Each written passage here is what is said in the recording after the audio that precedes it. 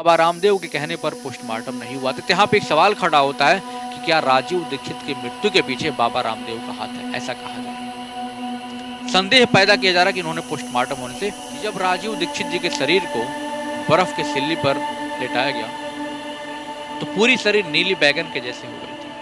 तो ये भी एक प्रकार का संदेह पैदा कर रहा था कि शायद राजीव दीक्षित की मृत्यु नहीं हुई है। राजीव दीक्षित एक ऐसा नाम, इस नाम को किस उपमा से नवाजा जाए, हर एक उपमा इनके लिए छोटी पड़ जाएगी, कम पड़ जाएगी। कौन थे राजीव दीक्षित? भारत देश के लिए कितना सहयोग था इनका, इनकी सारी विचारधाराओं के बारे में जानने वाला है इस वीडियो में। इनकी मृत्यु हुई कि हत्या हुई, ये सारी चीजें इस वीडियो में हम जानने वाले हैं। किनका नाम इनके हत्या के पीछे, मृत्यु के पीछे जोड़ा जाता है, उसके बारे में पूरा डिटेल बात हम करने वाले हैं। सबसे पहले जानते हैं राजीव दीक्षित जी के बारे में कि इनका जन्म स्थान क्या था, इनकी योग्यता क्या थी।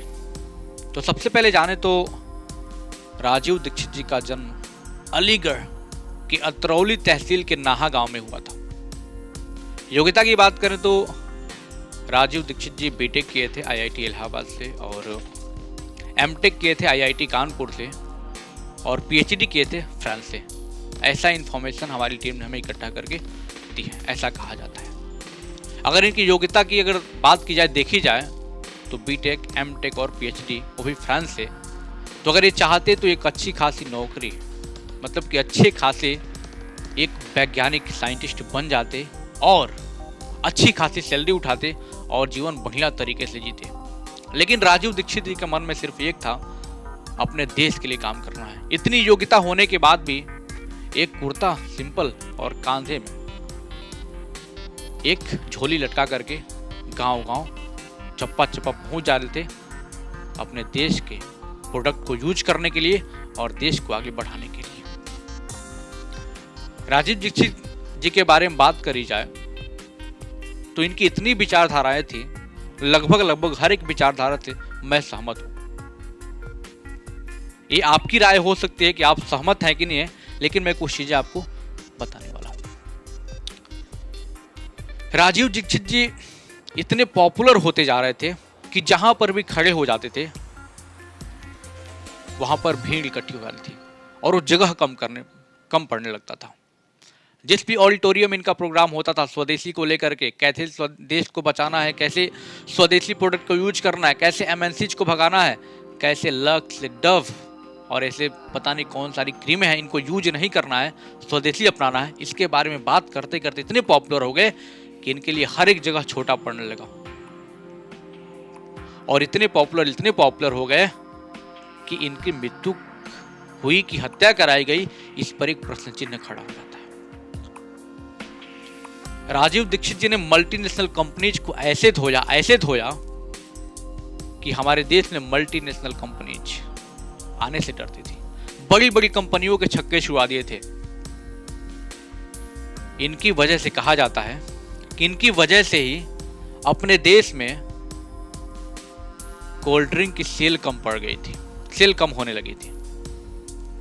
तो इन्होंने सॉफ्ट ड्रिंक को, कोका कोला, कोल्ड ड्रिंक को इन्होंने टॉयलेट क्लीनर तक कहा है कि जो लोग भी आज कोल्ड ड्रिंक पी रहे हैं, सॉफ्ट ड्रिंक पी रहे हैं, वो कुछ नहीं पी रहे हैं, स्वीट पॉइजन पी रहे हैं। और इनकी वक्तव्य से अच्छी कंपनियों की हालत खराब थी और कई सारे प्रोडक्ट के सेल कम पड़ने लगे थे हमारे देश में। जैसे मैंने बताया आपको, कोका कोला वगैरह जितने भी कोल्ड ड्रिंक्स हैं, सबके क्या होने लगे, सेल डाउन पड़ने लगे। अब सोचो, इतनी बड़ी कंपनियां जो लाखों डॉलर की हैं और इतना व्यापार करते हैं हमारे देश में आकर के, विश्व का इतना सबसे बड़े देशों में से एक देश है ना, अभी शायद लग रहा कि पहले नंबर पे भारत आ जाएगा ठीक है। तो वहां पर अगर प्रोडक्ट बिकना बंद हो जाए किसी कंपनी का, एमएनसी का, तो सोचो वो लोग क्या चाहेंगे। उन्होंने पत्रकारों पर भी बहुत सारी बयान दिए, बिकाऊ मीडिया है, ऐसे बहुत सारी चीजों पर उन्होंने बात करी। और सबसे जो अच्छा इनका मुद्दा लगा हमें, एडॉप्ट आयुर्वेदा। इन्होंने कहा कि हम आयुर्वेद का क्यों यूज न करें, क्यों हम आयुर्वेद का ही यूज करें। है ना, यूज ना करें नहीं, क्यों हम आयुर्वेद का ही यूज करें। और आयुर्वेद, भारतीय चिकित्सा इतना आगे था पहले कि हर एक बीमारी का इलाज मिलता था, होता था। लेकिन आज के समय में एलोपैथी कंपनीज, जो उनके समय में एलोपैथिक कंपनीज पे भी ना गाज गिरा हुआ था। बहुत सारे उसका यूज नहीं कर रहे थे दवाइयों का, एलोपैथी दवाइयों का। क्यों? क्योंकि राजीव दीक्षित जी खुद ही दवा बांटते थे आयुर्वेद का, कम से कम दामों में। राजीव दीक्षित जी का कहना था कि हमें आयुर्वेद को एडॉप्ट करना चाहिए, भारतीय चिकित्सा को एडॉप्ट करना चाहिए। लेकिन आज के समय में लोग क्या कर रहे हैं, एलोपैथिक कंपनी को प्रमोट कर रहे हैं, वही दवाइयाँ, अंग्रेजी दवाइयाँ हम यूज कर रहे हैं। लेकिन राजीव दीक्षित जी का क्या कहना था इनके बारे में जरा सुनना। राजीव दीक्षित जी के बारे में कहना था कि जितनी भी एलोपैथिक कंपनीज हैं, दवाइयाँ हैं, वो बीमारी ठीक करती तो हैं, लेकिन साथ में एक ऐसी बीमारी भी उत्पन्न कर देती हैं, उस बीमारी के लिए दूसरी दवा आप खाओ। जैसे मान लो आपको फीवर हुआ, आप कोई एलोपैथी दवा खा रहे हो, है ना, तो फीवर तो खत्म कर देगा, लेकिन साथ में कोई ऐसी बीमारी पैदा कर देगा कि आपको उस बीमारी के लिए दूसरा दवा उसका लेना पड़े। यह allopath according to Rajiv Dixit ji. उनकी विचारधारा आप सुनोगे तो मतलब मंत्रमुग्ध हो जाओगे। ऐसे व्यक्तित्व आज हमारे बीच में होने चाहिए। स्वदेशी प्रोडक्ट को लेकर के बहुत जोर दिया करते थे कि हमें अपने देश में बने सामानों का ही यूज करना चाहिए, है ना, अपने सामानों को दूसरे देश में भेजना चाहिए, ना कि दूसरे देशों का सामान हमें यूज करना चाहिए। इसलिए राजीव दीक्षित जी को स्वामी विवेकानंद का एक रूप कहा जाना बिल्कुल सत्य है और कहा जाना चाहिए। उनकी ऐसी विचारधाराएं थी।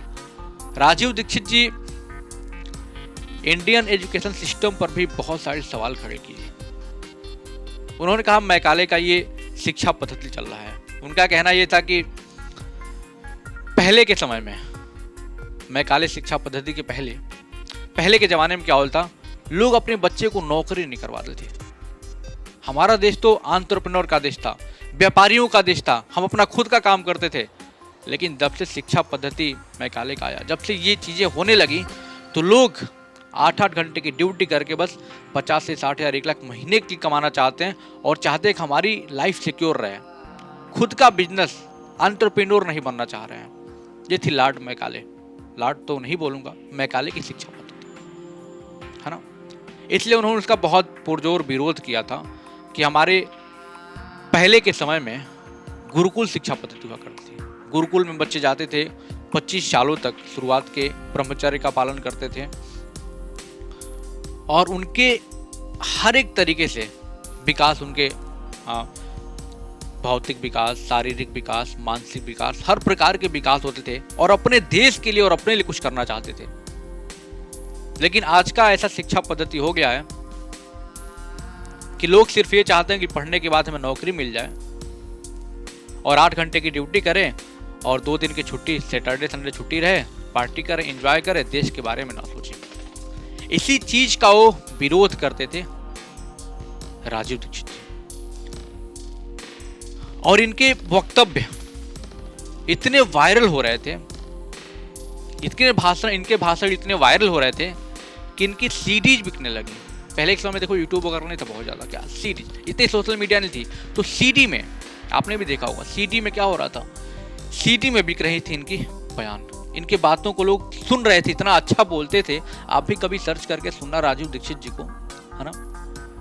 तो इनकी सीडीज बिकने लगी थी और इनकी सीडी सुनने के बाद बाबा रामदेव ने भी क्या किया, इनसे सहमति जताई और इनसे मोटिवेट हुए, प्रेरित हुए और 2004 में इन्होंने राजीव दीक्षित जी के साथ, बाबा रामदेव ने राजीव दीक्षित के साथ एक मंच साझा किया,